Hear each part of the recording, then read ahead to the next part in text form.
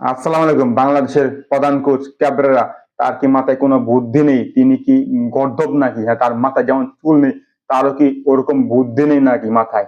হ্যাঁ, বাংলাদেশের ডেভেলপমেন্ট করার জন্য যে বাংলাদেশে বিভিন্ন দেশ থেকে, বিভিন্ন কান্ট্রি থেকে যে প্লেয়ার গুলো বা বিশেষ করে 4 জন প্লেয়ার যে নেওয়ানো হয়েছে বা আনা হয়েছিল বাংলাদেশের ক্রিকেটে যাতে এগিয়ে যায়, বাংলাদেশ ক্রিকেট যাতে আগের অবস্থানে ফেরত আসে, 20 বছর 25 বছর আগের অবস্থানে যাতে ফেরত আসে এবং বাংলাদেশ বিশ্ব ফুটবলে যাতে একটি জায়গা দখল করতে পারে, তার জন্য তাদের এনেছে। কিন্তু এই বাংলাদেশের এই নিযুক্ত কোচ কি করলো? মাথা মোটা নাকি? একেবারে মাথা মোটা আমার মনে হচ্ছে।